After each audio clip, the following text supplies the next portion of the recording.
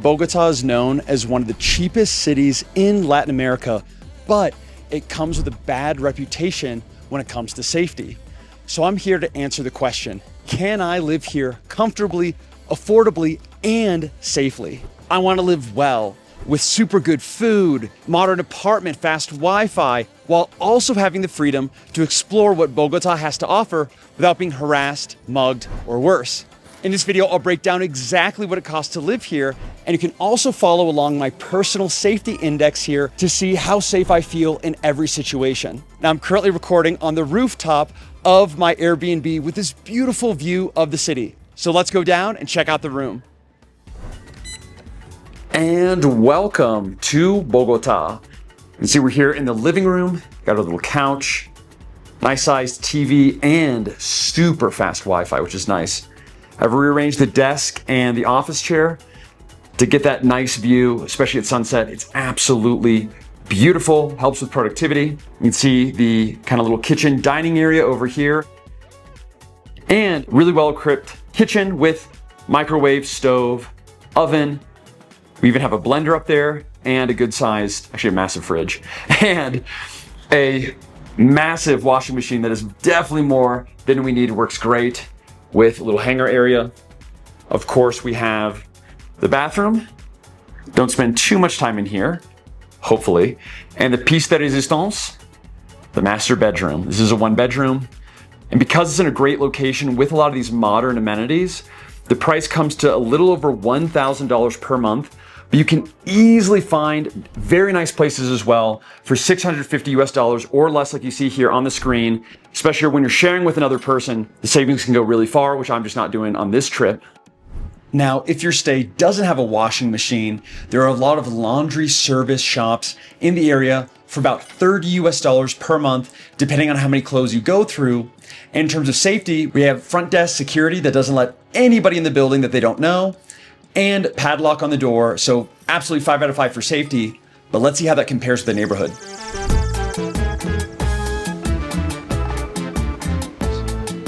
So we're currently staying here just outside of the Santa Fe neighborhood, which I actually wouldn't recommend. Well, this area is fine because we're downtown, close to a lot of sites and activities. However, Santa Fe itself, which I'd recommend staying away from, is known as the kind of drug and prostitution area of Bogotá, which obviously I'm not about. Now, you can see that I'm kind of looking over my shoulder a bit. Here in the downtown area, I'd give safety about a 3.5 out of 5. Now, I'm a tall, obvious foreigner with a mic and a camera walking right here in downtown near a little bit sketchy area and feel pretty safe overall. Not completely, still have to be a bit careful, of course, but I've noticed that Bogotá is safer overall, especially downtown, than many other Latin American areas, such as Mexico City and Rio and some other places. Now, if you want a safer area, let's say something more like a 4.5 out of 5, I recommend going north into some more suburban residential area, which is actually where I would go the next time I come back to Bogotá. This would be Usaquén and Suba, kind of more in the north area. Super developed, more like upper middle class, very safe, very nice and clean. But the benefit of being downtown is you're near a lot of activities and sites, which we're gonna see later. Now, if you do wanna stay downtown, which is still a really great area, I would recommend La Calendaria, which is the old town. That's got the most kind of culture and history in the true center of Bogotá, as well as Campinero, which is sort of the wealthier area of Bogotá. So you gotta take your pick. That would be my recommendations. All right, here's a cool coffee place I wanna show you. Check this out. We are here at Juan Valdez, which is essentially like the Starbucks of Colombia. And little side note, Colombians hate Starbucks because while Starbucks burns their beans to make them last longer, everything here at Juan Valdez is 100% locally sourced here in Colombia. And actually the first location ever in the world is not far from where we are right now. So of course, gotta support local. And what I've ordered is specific here to Colombia, which is Tinto Campesino, which is basically like a black coffee with this sort of very sweet, strong brown sugar, which is exactly what I need for the day. And very good. Out of 47 countries, legitimately some of the best coffee in the world is right here in Bogota, right up there with Brazil. The coffee is muy bien, but I'm muy hungry, so I'm gonna change, grab an Uber, and meet some friends to sample some local, delicious Colombian cuisine. Let's go.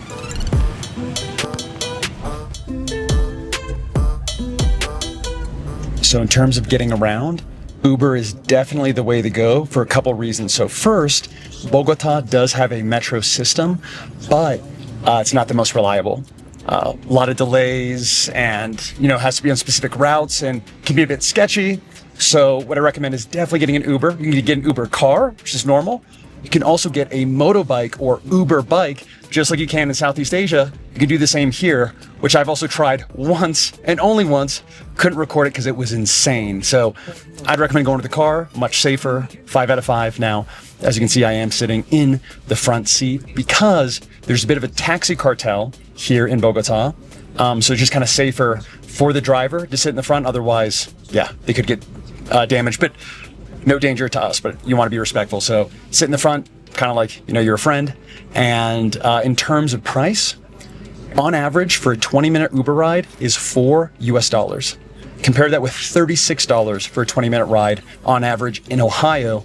Pretty incredible. And you might be wondering how I was able to get this Uber using cell service, and that is with our digital SIM called AirAlo. It's basically an eSIM card that works in like 200 plus countries, including here in Colombia. And basically it's like a similar price as getting a local SIM, but it saves a bunch of time because if you're moving countries every few months like Ali and I are, it's great because it automatically updates when you land in a new country.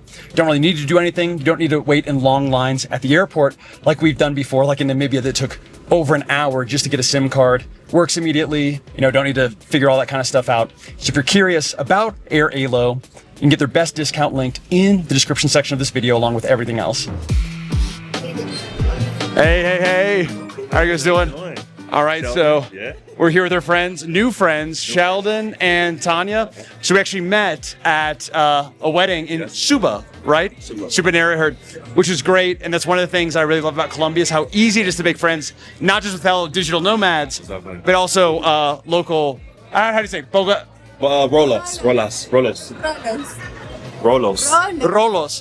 Bogotans, Rolos. Okay.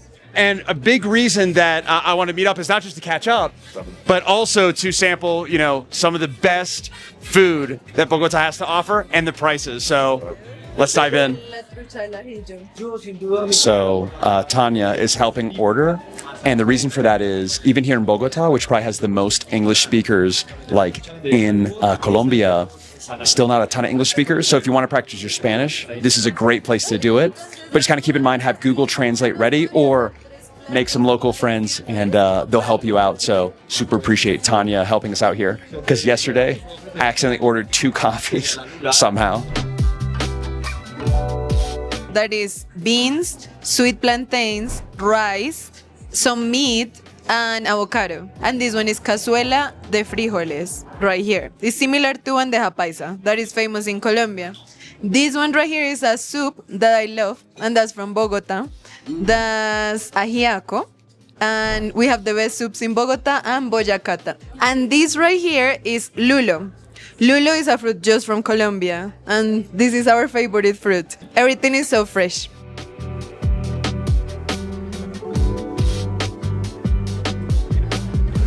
All right, so we got the bill. Kind of see that? Total came to $44. That's for 3 people, bunch of food, bunch of drinks, and we're at a bit of more of like a bougie kind of upscale place. But normally, on average, when we're just talking with them to confirm, I spend less than $10 per meal eating out, like a couple of times a week, which is really great because you can get some really great food, like big portions, get full, really good quality for as low as $2.50. And of course, going to places like this is going to be more expensive, just to give you a sense of the range. But of course, more like local, not super fancy or focus on appearance. That's where you're going to find the cheaper stuff. At nicer places like this, a bit more, but still really great deal. Whew. Now it's time to burn some calories.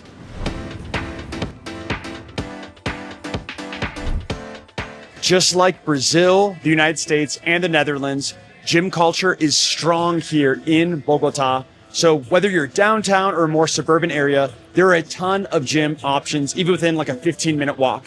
So I'm here at Muscular Gym, about a 10-minute walk away, and the price for everything here is $22 per month.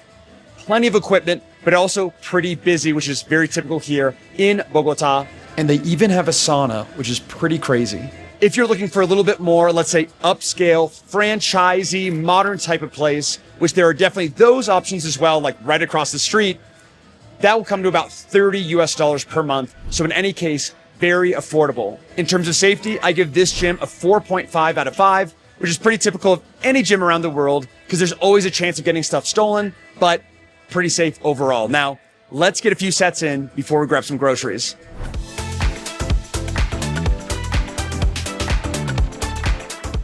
And something I love about South America, and specifically here in Bogota, is the fresh produce. Meats, vegetables, and of course, fruit.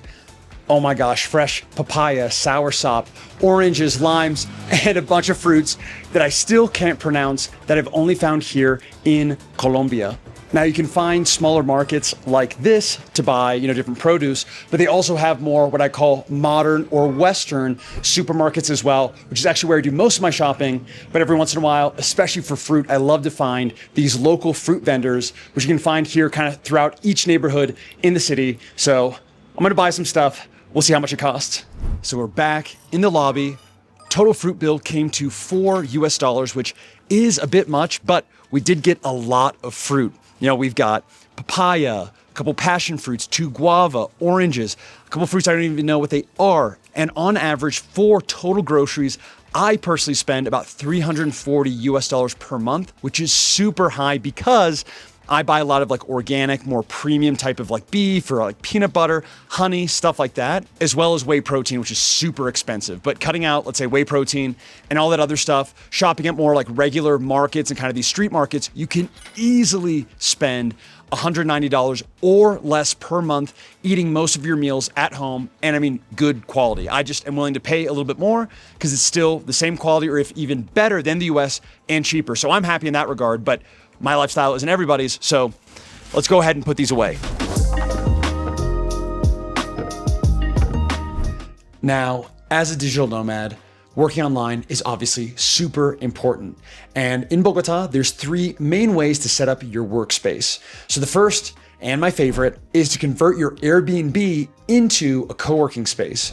So you can find either like a kitchen table, a desk, or a balcony table, position it in front of a window like I have so you have an amazing view. This also actually really helps with creativity to sit in front of a window as a little tip. And assuming you have good Wi-Fi, like here we have 200 Mbps, which is pretty typical for most Airbnbs that we stay all around the world and here in Colombia. This makes it really efficient when we just wake up, we can go ahead and get to work without having to delay. Now, the second option is to go to a local cafe. So there's plenty of cafes, restaurants, and Starbucks where you can get fast Wi-Fi, buy something cheap, and work there all day if you want to get a break or if you're crowded. And now the third option is co-working spaces. There are a good amount of co-working spaces here in Bogota, ranging around $70 per month. You can find some cheaper, you can definitely find some more expensive for a floating desk. But with the first 2 options, really not necessary. And I'd recommend taking that investment, putting it toward a better Airbnb, or going out and actually getting food and coffee and be able to work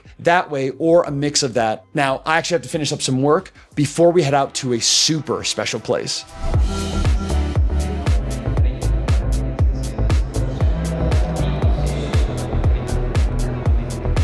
So Bogota is fairly affordable overall and generally safe, minus just a little bit of the street issues, especially at night. But there's cheaper places and safer places than Bogota. So why would you choose this as your nomad hub? Well, here's 3 important reasons. And the number one is the people, especially when you're traveling solo.